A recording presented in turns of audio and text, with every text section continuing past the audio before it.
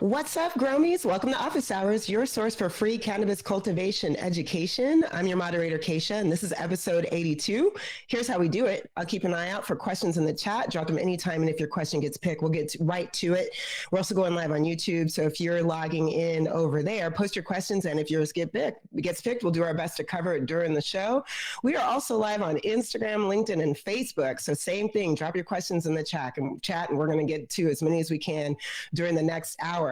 Before we get started, though, have you heard? Office Hours Live is headed to MJ BizCon, live and direct from booth 51005, and that'll be happening Thursday, November 30th as part of 3 days of amazing programming that we got going on. And there are two ways to tap in. You can join our live audience or watch our free live stream from anywhere in the world. Scan the QR code behind me. You see that? Look at that. Magic. And be sure to claim your spot. We would love to see you there. Now you know, be part of the experience. All right, Seth is in the house and Jason is coming in remote. How you doing, guys? Doing well. Pretty good. Yeah, I'm jealous of Jason's sunny location. But you know, California. I'm in California. It's not that sunny. It's a little chilly right now, but I think we're warmer than Pullman, right? I think we decided that. I hope so. Yeah. Word. Well, let's get right to it. We got this question in from Matt right at the end of the show last week, so that's a good place to start. He wants to know, what's the best strategy from veg to flower going into slabs? Do you guys water heavy, then let dry back for a couple days, or do you guys set up the veg steer? So I'll get started here. I mean, usually what we consider would just be rooting in process, and that's kind of set up for if you're flipping it flower. So you're going from you're transplanting it flower. So right at the time of flipping, you're putting probably 4x4 cubes right on top of the slabs. Obviously, you'll want your slabs to be hydrated appropriately and slit before you put your 4x4s on top. Definitely, if you have array sensors, a good time to get those in the slabs as well. And when we're talking about rooting in irrigations, typically we're shooting for pretty small irrigations. We might do 3 or 4 1% shots, maybe not even that. Best to look at your data and make sure that, hey, we are having some amount of total water content loss on a day-to-day basis. And usually we'll shoot for 3 or 4 days of that. And then sometimes we'll cut those back even farther if we need to get down to that, say, 45% water content range before we start our generative steering. What else, Seth?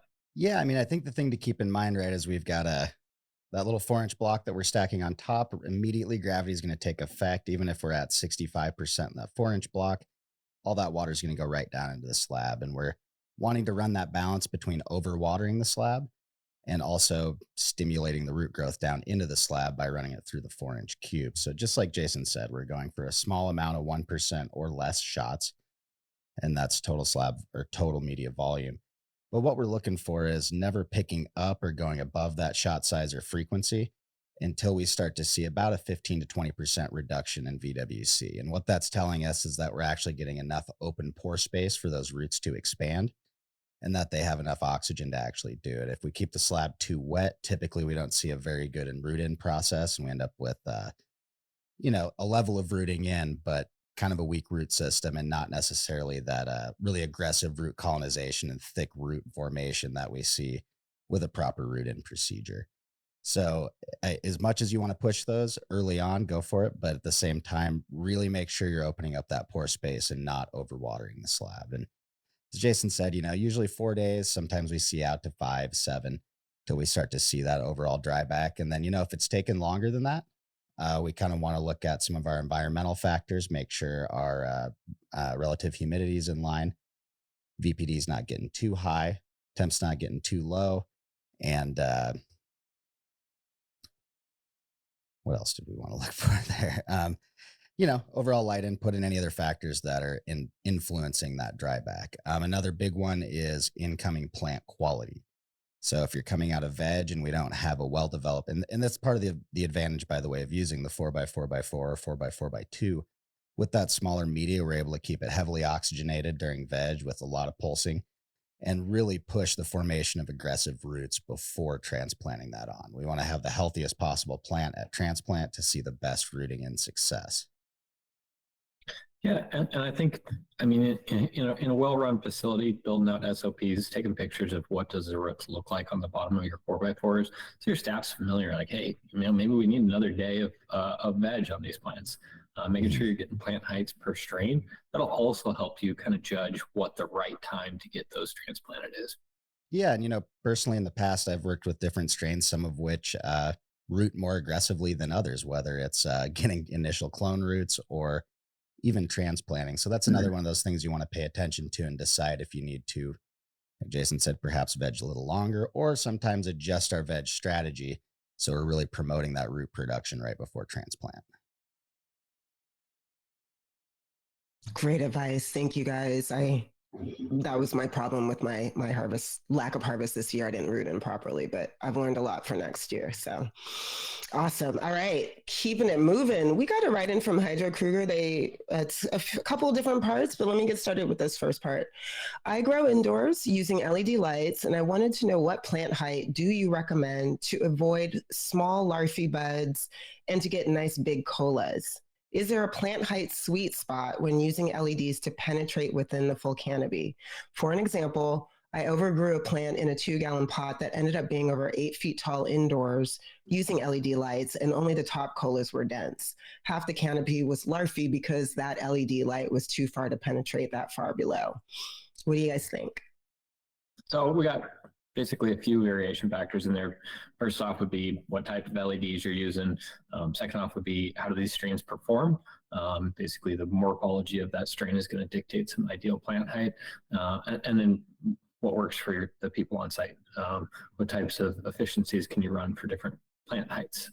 Maybe Seth, you want to elaborate on how those come into influence as far as determining best plant height for crop. Yeah. Whenever we're talking about plant height, I mean, we want to look at, number one, are we growing a big or a small strain? That's going to influence kind of what we're looking for. If we have a plant that's 2 or 3x at stretch, okay, it's going to be easier to have a shorter plant. If we're growing something like a haze, an OG, any of those older sativa strains that we know stretch to 5+x, that's going to be a different strategy, right? And we're talking about plant height. There's 2 factors we're looking at that are really contributing. Number one is your flip height.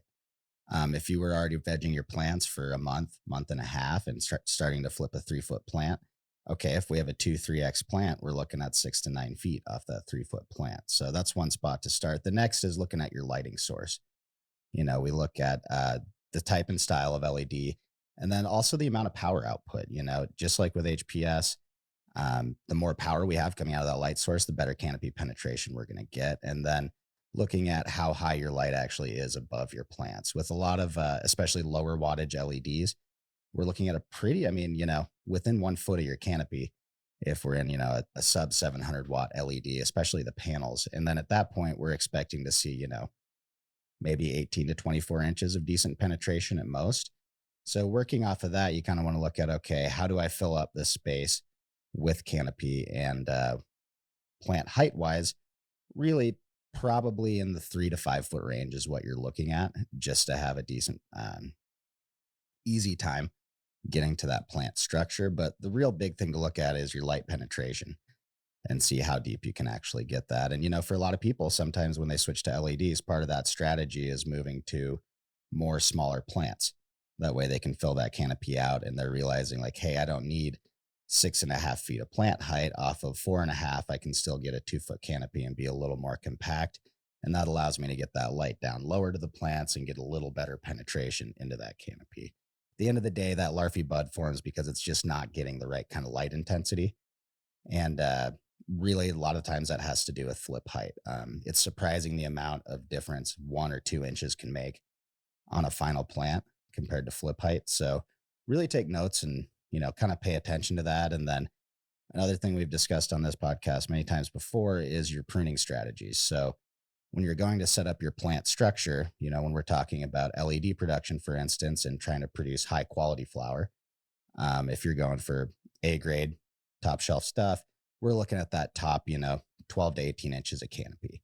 And if we're looking to maximize the growth there, we're going to take out a lot of that larf early on, going to that old school term lollipopping, but really aggressively pruning. So we're not wasting a lot of time growing that larf, only to either remove it towards the end of stretch or have a lot of larfy weed to deal with. So that's where you can kind of make your pick and say, what's my goal?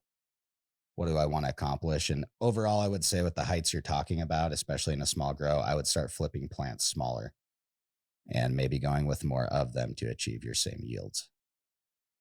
Yeah, and in traditional horticulture crops, there's a ratio called leaf area index.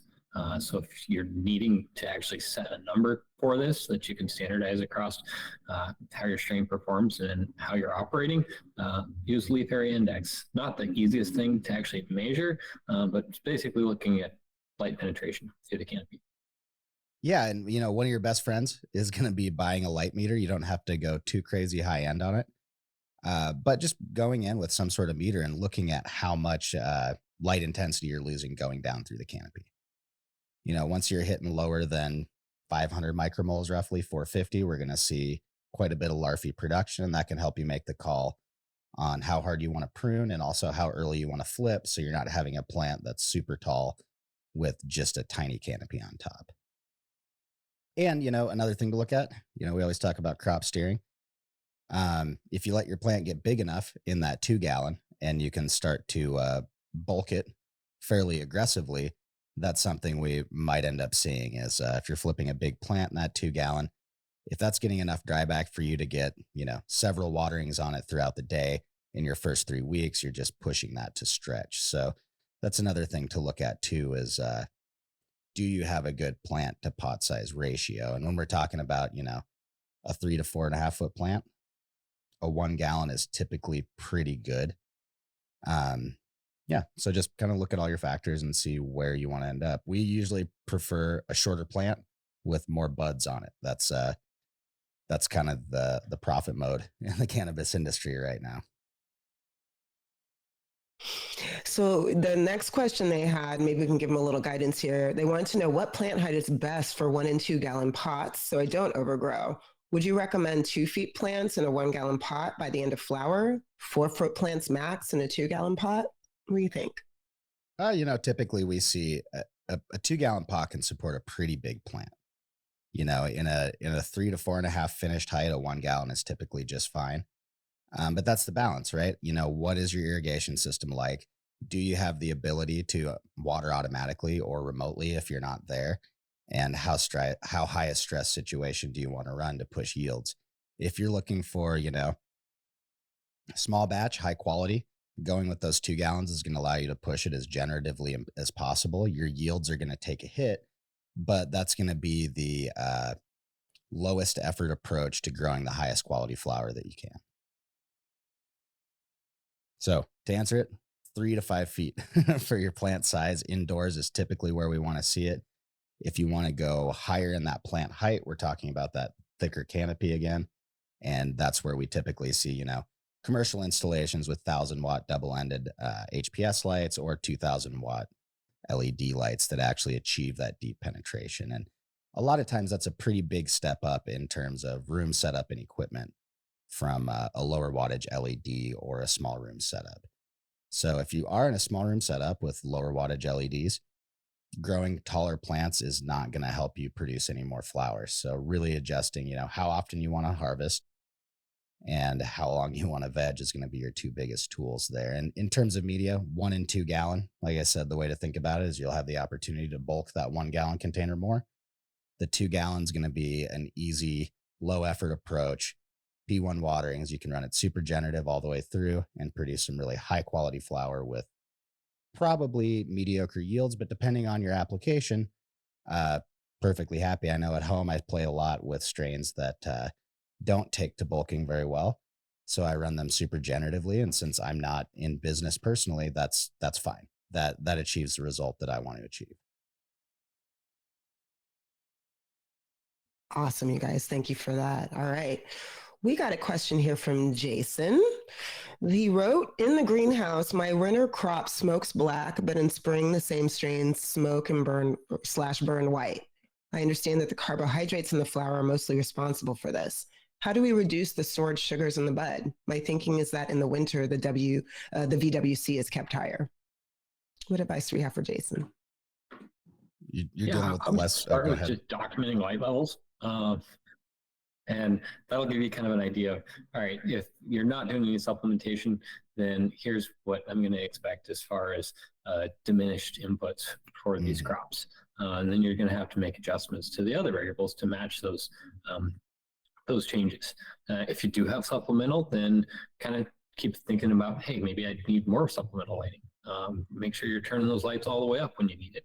And one of my favorite ways in greenhouses is making sure that you're using conditional controls to turn up or down those lights based on the light intensity that's coming on from outside. That way you can match your DLI on a daily basis. And one of the nicest things about making sure that your DLI is the same every day is just being able to standardize how you irrigate from a day-to-day basis, rather than making irrigation changes based on what you expect that DLI to be for the day. You have a set parameter here that's determining at least that aspect of water usage. Yeah, another big factor I've run into, especially up here in Washington in the winters, just the overall ambient temperature in the greenhouse. I know for us here, once you have that nice, not nearly as insulated roof as your walls, it becomes a lot more difficult to keep the heat up inside the greenhouse. And a lot of times it's kind of scary to watch that gas meter just start spinning real fast when you're cranking the heat in there. But yeah, that's what we're looking at, is total overall energy inputs and the amount of both, light energy and radiant energy hitting the plant. More heat and more light are going to cause it to burn up those carbohydrates a lot faster. So trying to standardize everything from summer to winter as best you can, and then looking at, some other factors down the line, like, hey, are we pushing a high late nitrate load? Are we over fertilizing these plants and pushing them to produce more sugar at different times, given the changing environmental conditions? If we don't have as much light, if we don't have as much heat, and we don't have it dry enough in there, the plant can't actually, take advantage of those carbohydrates. They still have to move around within the plant. So if we don't have any water movement in the plant, those different carbohydrates are kind of just sitting there not doing much. The plant has to actually take in energy to do something with those. So a lot more holistic approach that you described there, stuff to look out for throughout the cycle. Excellent. Thank you for that. Okay. Looks like Jason has a follow-up. Let's go with that follow-up. They want to know, what planting density do you recommend? We run one plant per 1 square foot, 3 to 4 feet plant height. What do you recommend for maximum production in a 4-liter pot? What I'm really asking is how much substrate volume per. What do you guys think? So I'm hearing two questions here. One would be about substrate. One would be about plant spacing, if I heard that correctly.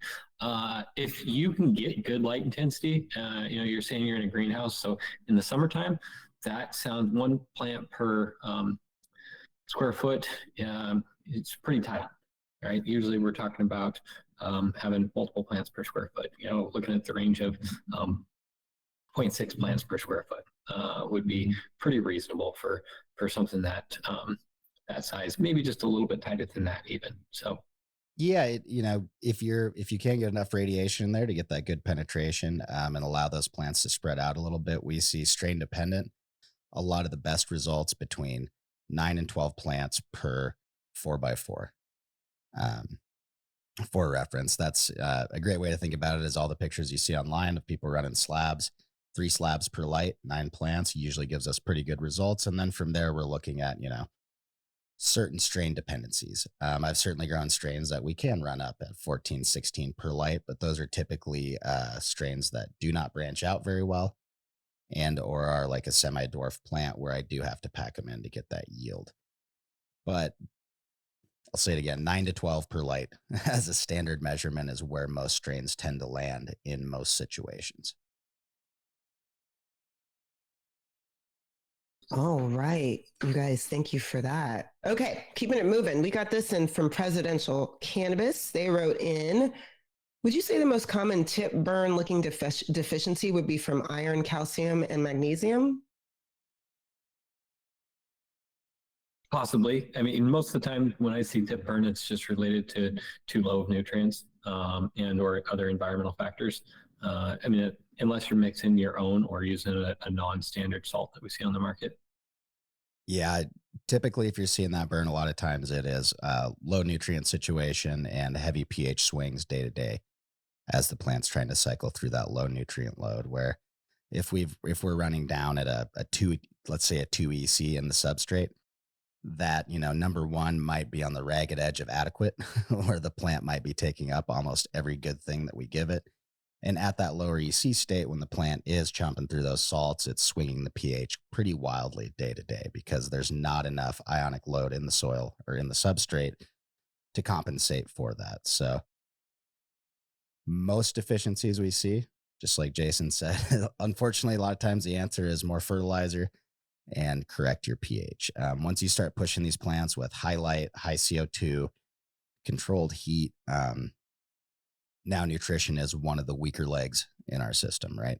And we've just got to provide enough. And, just for reference, a lot of times when you're seeing some yellowing, light green on new growth, that's we're looking at a deficiency. That Tipburn is oftentimes related to either pH swing, or we definitely see this a lot, people wanting to push an extremely heavy dryback early on, especially in generative. If you want to take your cocoa plants down to like 12% VWC, anytime you hit that point, we're approaching temporary wilting point. And when that happens, the plant's going to drought response mode, which basically means that all the distal parts of the plant, every part that's farthest from the roots, aka your leaf tips, is the first part that's going to suffer because it takes so much energy to get water from the root zone to those marginal edges of the leaf. So that's the first spot you're going to see symptoms of over drying or a pH swing. And so kind of the diagnostic steps in order would be take a look at your pHs, consider what EC you're feeding at. If you're already feeding at a low EC and you see those pH swings, pretty simple solution there would be increase your ECs, keep monitoring pH, see if that solves it. If you are in check on the other variables, sending in for a leaf tissue analysis is a really easy way to cost effectively and quickly diagnose specifically what elements are either in deficiency or excess. Yeah. And, then going beyond that, you might be looking at some water quality issues or something like that. And then another thing to look at is your incoming water quality. Like, hey, is my feed water temp below 70 degrees Fahrenheit? If the answer is no, I mean, that's another thing we got to check and get in line to make sure we're getting good plant health. When we see symptoms on the plant, it's not always indicative of a particular deficiency unless we can eliminate a bunch of different things along that path. So usually plant nutrition is kind of the last spot. Most commercial fertilizers now are pretty darn adequate. I've grown plenty of not plenty, but as a tester, I've certainly grown some weed with Miracle Grow, and I can assure you it worked fine as long as I was keeping up on my parameters. So check everything holistically. And unfortunately, nutrient deficiencies seem like they're always going to be like that silver bullet. Hey, my problem's solved. But usually it's a fair bit more complicated than just switching your nutrient line.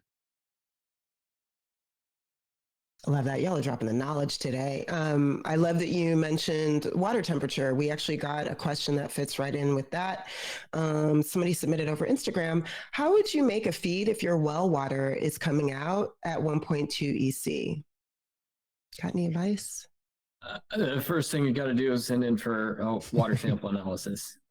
You have to know what's in that water in order to work with it. If we have some levels of calcium in there, that's some free nutrition. If we've got levels of chlorine or too much iron, then we know that we may need to be investing in an RO system in order to combat that, because we can't get rid of some of the nutrients that are in this solution coming in. Yeah, I mean, that's your best first step.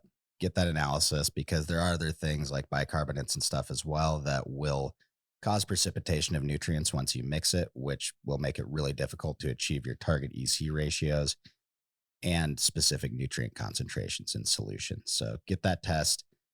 And, if you're a commercial cultivator, I like to get that test and call the nutrient company.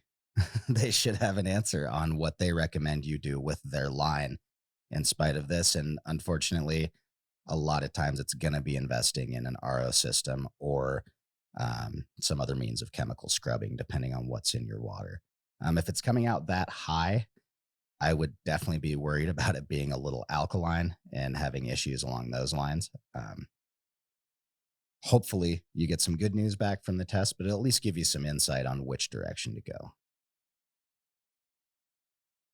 All right, get that well water tested. Excellent. All right, switching gears. Another question from Instagram. Somebody wants to know, do you cut off CO2 and drop light levels by 50% in the last 10 days? What do you guys think? I wouldn't drop light levels that much. Maybe for the last 5 days, you go down 20% or something. But typically, I like to keep my energy and CO2 levels pretty much at full potential until the end of harvest. Yeah, especially with the shift to LED light, we're not getting a lot of radiant heat on those plants. We're not cooking the terps off of it later on, provided the rest of the ambient room temp and leaf surface temps are in line. There's not a lot of reason to try to restrict some of the two of the main things that do contribute to plant development. We already ideally are restricting nitrogen, not applying that as heavily, not pushing plant growth. We want that plant to be as healthy as possible coming into harvest, not declining in terms of overall plant health. Cool. Thank you guys. Sorry, a lot of questions coming in. So trying to keep track of it. Thanks, y'all, for being patient with us. Trying to get to as many questions as we can. Thank you guys for that. All right. Keeping it moving. We got another question regarding Larfy Buds. Somebody wants to know, would you cut off Larfy Buds when you're at day 45? Buy bubble bags. Go ahead. Buy bubble bags. Start making hash. At that point, you're throwing away. Past about the day 21, which is where we usually call the end of stretch for most strains, you're just throwing away money that you put into energy to produce that little Larfy bud. So when you get a lot of that, sure, if you don't think there's anything you can do with that material, although on the commercial setting, that's called the weed that goes into your joints, goes into hash production, concentrates, etc. So next time, take notes, take pictures, and really document, like, hey, when did we do our first pruning and how did we do it? Because the other thing I've seen too is a lot of confusion around actual pruning. So if we go with a technique where we're stripping leaves at like day one early in flower, or not touching it till the end of flower, but all you're doing is stripping leaves and not actually removing those lower buds, you're going to end up with a lot of little Larfy buds. So being thorough with your strip and then really tuning your pruning strategies to different strains, because some strains, there's a wedding cake cut I used to grow that I always use as an example, but that thing I would barely clean up the bottom because somehow it had the genetic potential to put out little golf balls down low. It was really good about tightening up those buds. Plenty of other strains I've grown just don't do that. So I know, okay, a few runs in, if I don't do that cleanup hard enough, early enough, I'm going to end up with a lot of little buds. And then that does relate back to our plant height discussion. If you're flipping a big plant, you want to work with the plant, not fight it in terms of growth. If you're growing a lot of matter only to chop it off, that's a wasteful process. So now we're looking at, okay, flipping a smaller plant, we're going to get better light penetration and have to do less work on it. Fantastic. Awesome, you guys.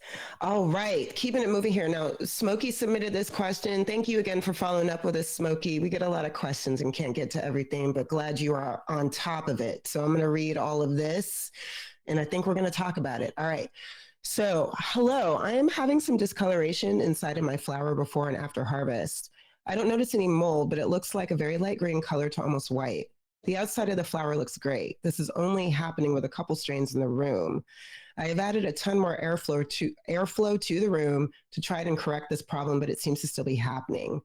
I run in cocoa at 2.5 to 3 EC, CO2 1000, PPFD 900, 1.4 VPD. Any ideas what's happening? And then let me read you the follow-up.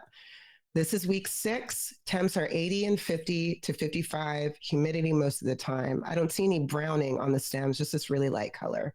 It's only happening with the large bud plants. So that's the first part of the questions. What do you guys think? Probably sounds like we have Betrus issues. It's hard to say without actually looking at the buds. Certain genetics are especially susceptible to Betrus. It's an unfortunate reality. One thing, I know Jason's seen this in the past. There's some strains, it's just heartbreaking. You grow these big old baseball bats and then you break them open and you find mold, like, a couple days before harvest, or You don't see it at harvest, but by the time you've hung those plants up in a few days that it takes them to dry down, that bud rot's really hit. One thing to focus on is your nighttime VPD, and then starting to do some dew point calculations to make sure you're not actually hitting any condensation events inside the room. With those bigger buds, what we see is a lot of times people, we want to cool it down, try to push that overnight diff to bring out that purple, but if you're not careful, you can accidentally hit a dew point event. And whether it's condensation coming from the ceiling of your greenhouse or grow room, or those plants actually getting cold enough to have condensation on them, once there's liquid on there, there is no drying out that bigger bud. And if the plant's susceptible, you're probably going to have botrytis. Most of us can't really afford to run a surgically clean room. And if you're, anywhere where agricultural production happens, which is, most of the country, except for in pretty urban areas. And even in those, fruit trees, rose bushes, a bunch of the plants that we like to have around us outside are hosts for botrytis. So much like aspergillus, good old bread mold, it is pretty ubiquitous to our environment. So making sure your nighttime VPD is in line, making sure when you cross temperature barriers, you're not accidentally hitting dew point, and then understanding that when you go below 70 degrees Fahrenheit, you're opening up, especially at night, you're opening up opportunity for a lot of pathogens to form because they bloom essentially, in the 50 to 70 degree range, not in 75 to 85, for instance. So that nighttime VPD is really, really important when we're looking at that. And then knowing that some of these diseases are ubiquitous in the environment, or at least their spores are, looking at how we can go about, either saying, hey, this plant's not practical to grow here.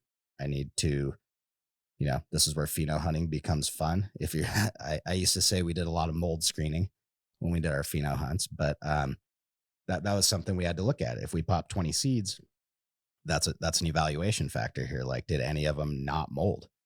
If it didn't mold right there, that's a selection trait for us as a big winner in the greenhouse, because seasonally, that's a huge challenge. And then, if you're determined to keep some of those genetics, like many of us are, finding alternative strategies to reduce that bud size. So that's where, we typically talk about not topping, not doing things like that. But this is where, one thing I've had success with in the past is a late topping towards the end of week 2, beginning of week 3. I'll go take off all of my apical buds that I know are going to form my strong dominant big nugs. And really just, I know that I'm sacrificing yield, but if I was going to drag a bucket around and throw away a bunch of product anyways in a month and a half, let's just get it out of there and try to reduce the contamination risk. Yeah, and basically, my approach, hitting everything that Seth would hit here as far as environmental factors and plant stuff. I would also just try and understand: is this uniform across my strains? What is the susceptibility point in this? Is it in a specific area in the room? And then kind of analyze it from there. If it's ubiquitous across all crops and all the room, then it's probably going to be absolutely environmental, or maybe something related to plant health that you can work on. If you do find something that is more isolated, like I said, per strain, then work on that strain. Try and identify some management points. Maybe we need to do a little bit more crop management or canopy management on that specific strain. Maybe we need to get it in a slightly higher airflow area. If we do have striations in airflow, then you did say that you've increased your airflow, but is that airflow uniform across the room? So bringing canopy management into there and isolating the circumstance might also be helpful. Yeah, one of my favorite things to do if I'm finding mold in a room and I just can't find, why is this, where is this coming from, what's going on, is to try to get in there during a cold event or right after the room starts warming up. But look up. We have a lot of cables strung around these, a lot of conduit in these rooms. Oftentimes we've got things like dehues that are actively pulling water out of the air, so there can be leaks there. There can be condensation inside the unit. We talk about ACs or ducting. That can be a huge issue. I've seen plenty of times where an uninsulated duct will form a lot of condensation on it. And then we extend that to like light fixtures, cables, and all these things that have, they're not designed with a shape that allows water to drip to the sides of the room. So anywhere that cable's dipped, anywhere on that fixture that condensation can drip off, once that hits a bud, that's going to form mold, and that can sometimes look very sporadic across your facility, make it really hard to figure out what's going on. And since also generally most of us aren't just standing in the room when the lights turn off and turning on a green light and staring at the ceiling looking for drips, it's hard to spot those. I mean, you've got quite a few square feet and it's dark in there. No one's in there. So it's tough to have eyes on some of those dew point events. And that's why it's good to look at just a small dew point calculator, and you can look back and see if it's likely that you have been hitting it or not. And then also looking at, hey, some of these, I don't want to say micro events, but sometimes when your AC kicks on, you're going to have a condensation event just on the ducts, things like that. So really trying to identify, like, is it susceptible? Is it a susceptibility issue? Is it a VPD issue? Or, is it just a machinery issue in the facility and I need to adjust my set points to make sure that I'm not accidentally introducing any liquid moisture into the room that I don't want to? You guys gave a lot of great advice to Smokey. The other part of their question was, could this be a result of underfed plants or higher VPD swings, or maybe just blowing up the buds too big for the EC that's available? But it sounds like you gave all the different considerations and things that he needs to be taking a look at this point. Yeah. Oh, absolutely. And that's the other thing, when we're talking about IPM and plant health, your first best defense is healthy plants. Deficient plants get sick easier. They can't, they're not as sturdy. They can't resist invasion by fungi. So plant health is always at the core of this. And that also ties into our environment. If your environment's been out of line for quite a while, your plant health might not be quite as optimal as you'd hoped, and your plants are more susceptible to infection. Awesome, you guys. Thank you. Good luck out there, Smokey. Keep us posted. All right. We got another question in from Instagram. Somebody wants to know, what do you guys recommend for feed environments for the first 10 days? So looking for some parameters. First 10 days of the plant's life.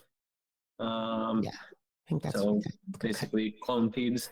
It's going to be dependent on the nutrient manufacturer. We've got some nutrient manufacturers that are currently actually successful feeding near full strength. So I know some of the most common ones on the brands right now are you're looking at 2.5 to 3.5 for clone feed strengths. Historically, with some of the nutrients we're used to, it's a little bit lower than that until those plugs have rooted in, and then we'll move up. So I would reference your nutrient manufacturer for places to start with. Yeah, typically, right as Jason said, right around a 3.0 is where we're seeing a lot of them come in. One of the biggest things you want to be careful for, and this is where I highly recommend people invest in some sort of a scale or load cell for your clone room. But you can start keeping track. One way I like to do it is just a little piece of masking tape or a clipboard, but keep track of each tray or measure a few and try to see, like, hey, we want to see, 30 to 50% of the water come out of that block of cubes before we water it again. And then, on top of that, making sure that you're burping your domes effectively and keeping your clone room clean. That's an eternal challenge when, for most of us, our clone room is usually jam-packed with clones. It's not exactly empty enough to just go nuke that thing out with some heavy-duty cleaning sprays. So cleaning as you go is ultra important. And then also, really watching your clones and finding out, like, hey, I've seen situations where we suddenly have a mold infection in one tray. Okay, anyone that goes in the clone room needs to know how to, number one, check all the trays. Number two, identify that. Number three, start filling out paperwork to throw that tray away and get it the heck out of your clone room so it's not starting to infect other trays. And then working backwards, hopefully, to go, okay, what day did we take this clones? What was going on? Let's do a little investigation and see where this point of infection came from. Did it come in off of the mom? Did an employee bring it in the room? Did someone leave a banana peel in the trash can for a week because no one was cloning in there for a week? Where did that come from? So, and then the other thing with clones, is a stable environment. If your clone room is the last thought in setting up your whole grow, you might want to revisit how well you're able to maintain temperature and humidity in there, because the younger the plant is, the more susceptible it is to environmental swings. And that doesn't just go for clones rooting. That goes for clones rooting into your initial media, whether that be a 1-2 gallon or a 4x4x4, or anytime you're rooting in. So we want to make sure it's warm, leaf surface temp up near 80 to 82. Want humidity to be pretty high in that 0.6 to 0.9 range VPD, and not have it dip down a bunch overnight, basically. Want to keep those plants really babied in their happy zone so they can focus on rooting and not have to spend a bunch of time opening and closing their stomata to try to adjust to that swinging VPD in the room. So you guys, I think I phrased this question more for the first 10 days, but they're really asking for environmentals for the feed environments for the last 10 days. The last 10 days of flower? Mm-hmm. They Okay. just said last 10 days. So ripening, we're looking at trying to run a higher VPD just to avoid some of the mold situations like we were talking about before. If you keep your VPD in that 1.3 to 1.6 range day and night as a goal, it's pretty likely that you're not going to run into any dew point issues. However, a bunch of people listening to this will definitely say that's impossible at 65 to keep it that high, depending on your HVAC setup. So that's where you kind of start to draw some lines and evaluate where you want to take your risks. If I'm dipping down to a 0.5 VPD, going down to 65 degrees, but at 70, I keep it at 1.1 overnight. Personally, I'm going to choose 70 because I know my chances of mold are going to be way less than down at 65, and I'd rather harvest usable bud, not moldy bud. And then other than that, we're looking at trying to achieve at least a 10-degree ambient room temp differential. The bigger your differential, not necessarily the colder, but the wider the spread is what's going to really affect that purpling coming out. So yeah, we want to run it typically depending on HPS or LED, but we want our leaf temps to be 75 to 77 in the daytime, maybe up to 78, 79. And then we're going down to about 65 degrees at night, provided you can keep VPD in line, which most cases, that's going to be 43 to 45% relative humidity at 65 degrees. So that becomes a challenge. But also when we're looking at those room environments, you don't want to ignore the substrate. We want to be in a substrate size that's a substrate that is appropriately sized so that you can run a full 22-hour dry back and really push some of those ripening characteristics. And the big thing here is consistency. We want to be able to go straight over to generative and not go generative for a few days and then start to add more P2s and just vary it up. We want to be able to be consistent and nail that every time, which starts way back in veg when we look at plant uniformity and how we're treating those plants throughout the entire process. I mean, an overview of optimal environmental conditions from root in to ripening. There you go. Good luck out there, y'all. It's amazing. I learned so much on this show. All right, keeping it moving. Spinoza 415 dropped this question. What's the highest EC you would push in the substrate given you have optimal environmentals and light intensity? Seen That's a some loaded really one. good situations where we're feeding it a little over 4 EC. Yeah, once we get PPFD up into that 1250 plus range, those plants can actually eat through close to 2,000 ppm of salt every single day. So we are feeding up into that 4 range. And as far as baseline ECs go, while we're looking at maybe a 4 to a 6 under HPS, a lot of times when we see really high intensity LEDs come into play, I'd be pushing that up to like an 8 to 11 baseline EC, and then quite a bit higher is all I'm going to say on that dry back, depending on what phase of growth you're in. So the key, though, is not shocking your plants. You want that EC to ramp up throughout your stretch at a pretty consistent rate. We don't want to be playing this game where you're spiking it up and flushing it out, spiking it up and flushing it out. We want that to be a nice day to day. If we looked at that low point EC and the upper point, we want both of those lines to be linear, not exponential, up or down. And if you can't, and this is where, like Jason's saying, feeding at a 4.0 or even 4.5 sometimes, we're only doing that when you see that the plant is absolutely using up so much that you're unable to stack more EC into that media.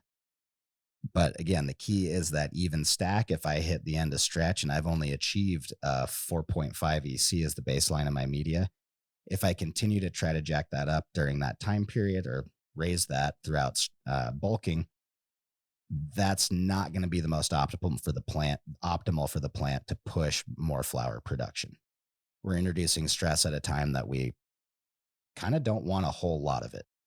Ideally, our EC range is actually going to go, not the overall range shift down too much, but the difference between the EC at the wettest point and the driest points of the day is going to be smaller during bulking, just because we're watering later out into the day and experiencing a smaller dryback. So the answer is, if everything else is in line, pretty high.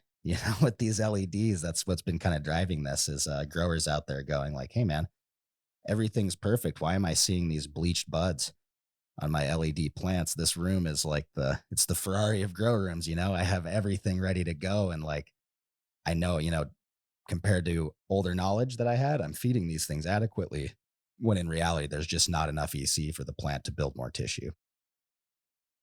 Yeah, and just clarification for listeners here, when Seth is talking about baseline EC there, we're looking at time series root zone EC data, and that's basically the root zone EC after irrigations, right? So probably the lowest point in the day. Yep. If you're, a Solus user out there, right at the end of your P1 irrigations, when you actually hit field capacity and achieve true runoff, not channeling, that's when we want to look at our baseline EC.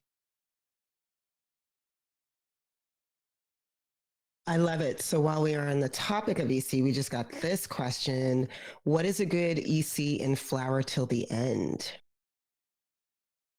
So typically, I like to recommend a fairly easy system in which we're modulating our irrigation sizes based on how much runoff we are getting and how much EC we want to build up in the substrate. So typically, from day one of flower to right until ripening, we'll push those full ECs. So anywhere in the ranges, usually, like I said, is 3 to 4, depending on light source and environmental parameters. That being said, during ripening, that's kind of one of the areas where you may or may not make some EC adjustments. Typically, if we're not reducing the nitrogen load in our nutrients, we'll talk about going half to 3/4 nutrient strength. So reducing that EC, decrease the nitrogen availability to the plant. That being said, if you are substituting and getting rid of the nitrogen, I'll typically stick between 3/4 and full strength nutrients even through ripening. Yeah. And, if you don't have, 24/7 time series EC monitoring, it's really hard to pinpoint that point in plant development where the plants start to enter senescence and stop uptaking a vast majority of nutrients. So if you're blind, keep it simple.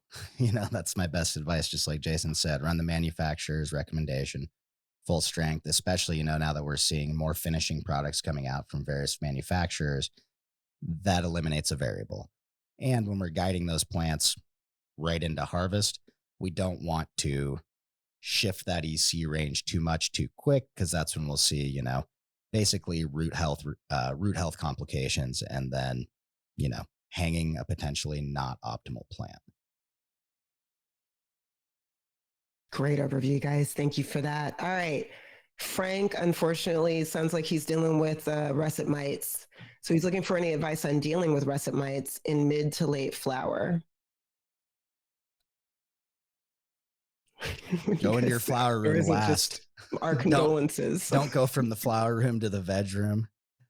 There's, one of your best friends is going to be trying to maybe order some beneficials.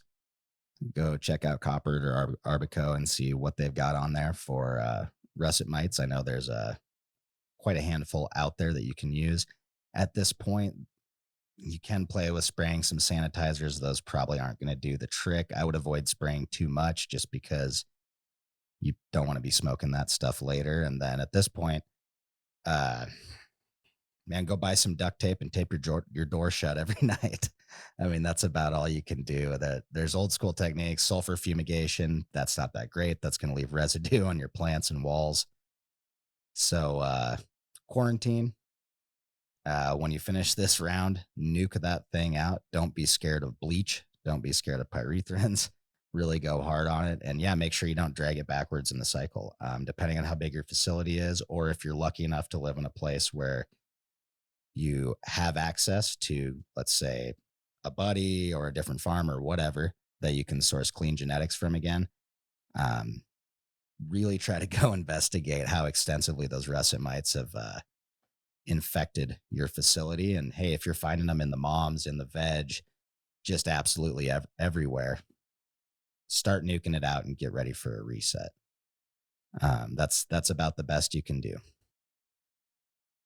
And be rigid from now on about your IPM protocols going in. And at this point, now that you know you have them, we're looking at most likely a couple knockdown sprays going into flower with various heavy duty pesticides before bud set, and then moving pretty immediately to a beneficial insect program. Get those beneficial bugs in there early before your populations get out of control. And then, another thing I like to point out to people before we started seeing the good old yellow sticky traps show up in cannabis grows, their traditional application, the reason they have little square inch grids on them is so you can throw those out for a certain time period, count how many bugs you actually get on a card, and establish levels of infection and levels of action that says, like, hey, if I get X amount of russet mites overnight on this card, that means I need to spray. If I see that I've got over X amount, okay, now they've gotten out of control. This is a heavy action item, and start establishing protocols. That way you stay on top of it, because there just isn't a whole lot we can do once bud set has happened to kill the bugs and preserve a good crop. Frank, sorry you're dealing with that, but that's the advice. And, let us know how it works out. Good luck. All right. We got another question here from YouTube. Johnny writes, how are you guys? Love you guys' show.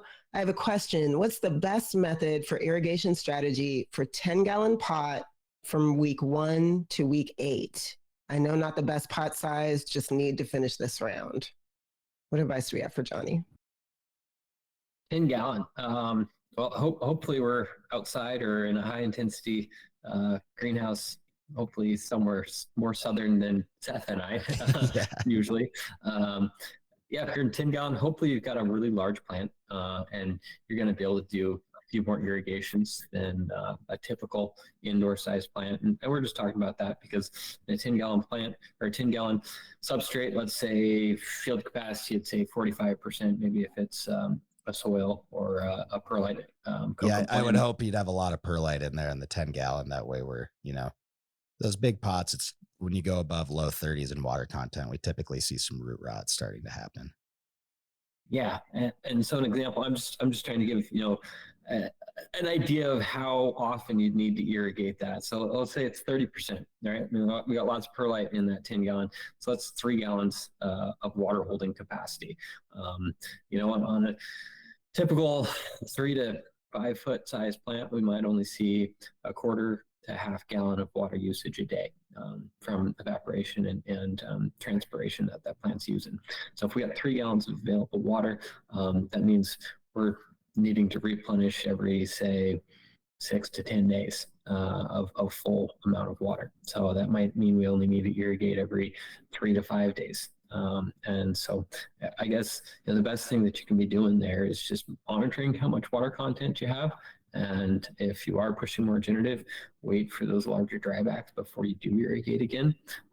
If you are trying to do a vegetative, maybe half, do that timeline in half and do a few irrigations throughout.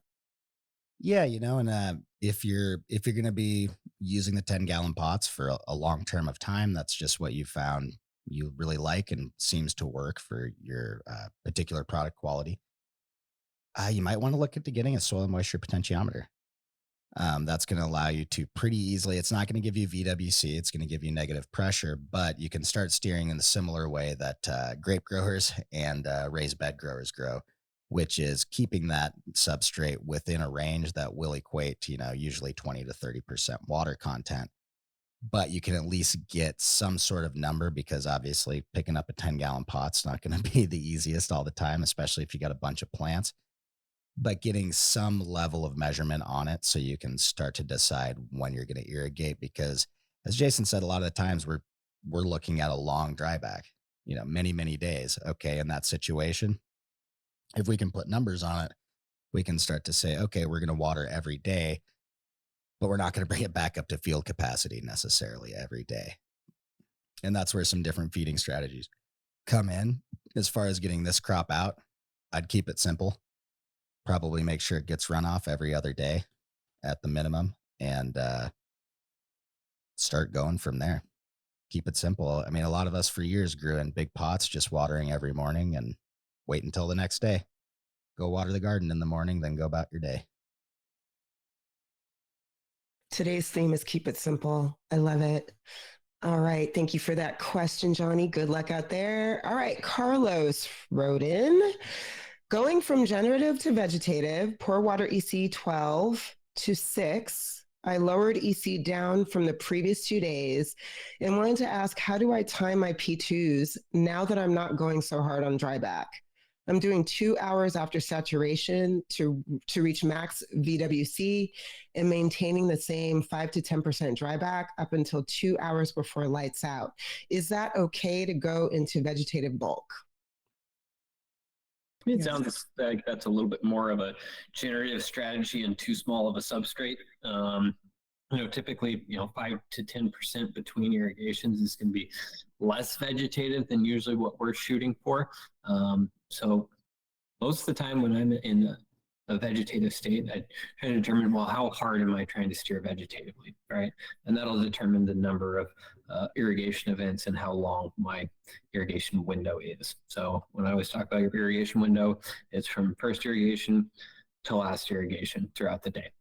Typically for P1s, we'll get to field capacity within about an hour of that first irrigation. And then for P2s, we'll talk about usually say 5 to 7 or 8 hours of irrigation window for P2s.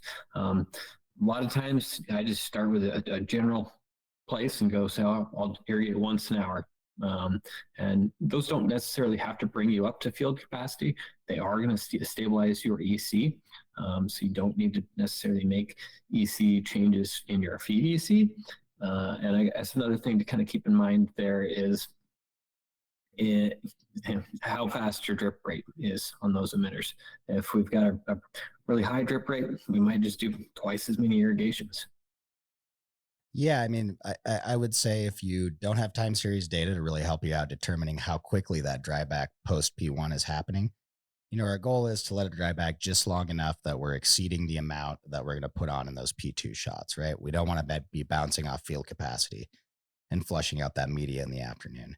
So if you're doing it blind, putting, a 1 to 1.5 hour gap in between the end of your P1s and the beginning of your P2s, and then shooting for a more like a 1 to 2% shot on those P2s. As Jason said, starting every hour is a great place to start, especially if you can accurately get down to a 1% or less irrigation.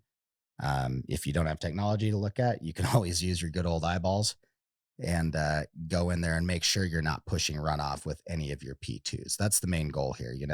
If we could look at a chart, the peak of those P2s can be a horizontal jigsaw.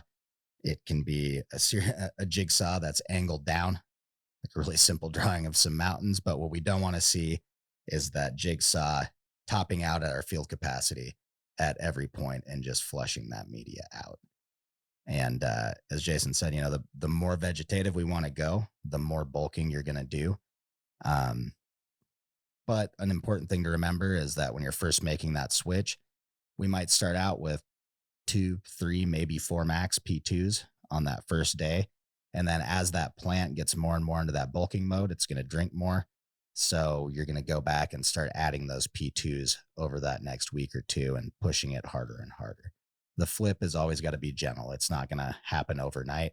Sometimes it can if you're on the ragged edge of plant to pot size, in which case, I'm going back to looking at graphs of Hugo's.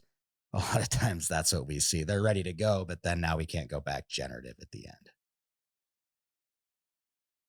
Awesome, you guys. Thank you. We have 1 minute left, but we covered IPM a little bit today, and somebody wrote in asking for advice on cleaning between runs. If you have any advice on cleaning products, what would you recommend and what dilution? They're wondering, when cleaning pots, trays, and floors, would you go with bleach and how much per gallon? Any insights you have just based on your experience in commercial cultivations? Good cleaning products, bleach. What do you guys think? Bleach is great. Get good industrial grade bleach though, if you can. If you go to Walmart or your local grocery store and get bleach, that's usually a 6% dilution rate. And you want 0.5 to 1.5% bleach to do a decent sanitizing job, usually leaning on the heavier end. So if I get a 6% bleach gallon, that's only going to make what, 6 gallons total of cleaning solution. So keep that in mind when you're buying bleach. It's not like doing laundry where we just put a little tiny cup full in the whole thing. We actually want it to be fairly strong. And then hypochlorous acid, Sanidate, having a few different modes is always a good idea. So hitting it with something like bleach, and then, bleach, at least 2 sanitizers, and then good old elbow grease. So my favorite is a pressure washer. you know, I've seen some pretty sweet setups with steam cleaners and stuff like that. But at the end of the day, these grow rooms get filled with living gunk. We get biofilm all over everything. There's dust. No amount of just spraying is really going to get rid of getting in there and scrubbing out the facility and getting in the nooks and crannies.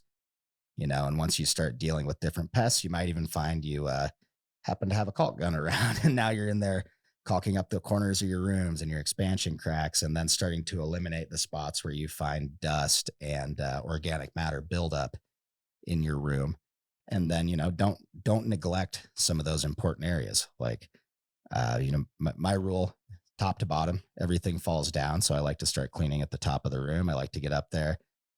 Compressed air is always one of my great friends. Get in there with the mask on, blow out the top of the room, wipe everything down. If you can pressure wash, that's always the best. And then do your sanitizing washes, bleach, Sanidate, hypochlorous. And then finally, clean your drains. I think that's something that does get overlooked sometimes, especially if you're fortunate enough to have a drain setup that's not always plugging with cocoa or perlite. You might not be paying as much attention to those as needed. That's a good connection point. So making sure you sanitize your drains. And then, probably one of the big things that I run into is contamination coming from the irrigation system. So if you can, as much as you clean that room, if your pipes right once they hit the hallway are filthy going back to your main water supply, all you're doing is injecting pathogens into that room every time you irrigate. So cleanliness all the way through. And once you start finding those, always track everything back to that point of infection. But man, yeah, I can't stress enough the elbow grease. I wish there was a magic bullet there or some sort of fumigation that made it all better. But Yeah, you got to get the be filth thorough with out. it. Yep. Roll up those sleeves. Mhm. Yeah, I was gonna second the pressure washer there.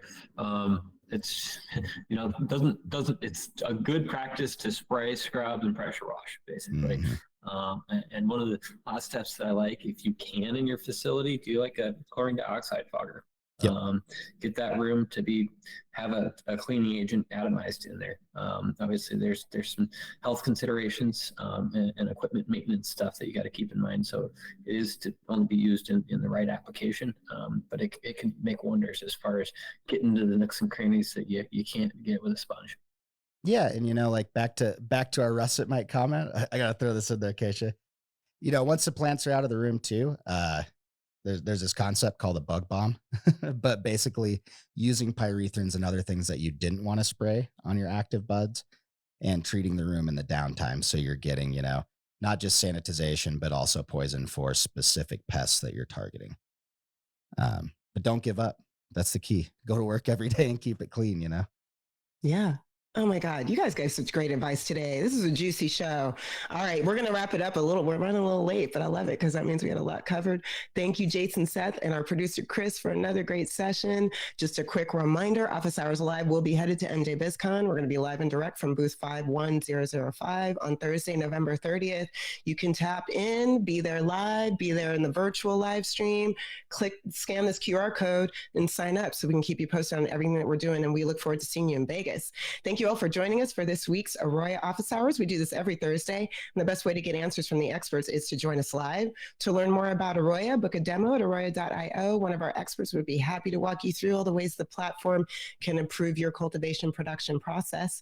While you're there, sign up for our newsletter and stay up to speed on all things Arroyo. If you have a topic you'd like us to cover on Office Hours, if I didn't get to your question this week, it's all good. Post your questions anytime in the Arroyo app. Drop your questions in the chat on our YouTube. Send us an email to sales@arroyo.io. DM us on all the socials, Instagram, TikTok, YouTube, LinkedIn, Social Club. We want to hear from you. And we'll send everyone in attendance a link to today's video and post it in the Arroyo YouTube channel. Be sure to like, subscribe, and share while you're there. See you at the next session. Thanks, everybody.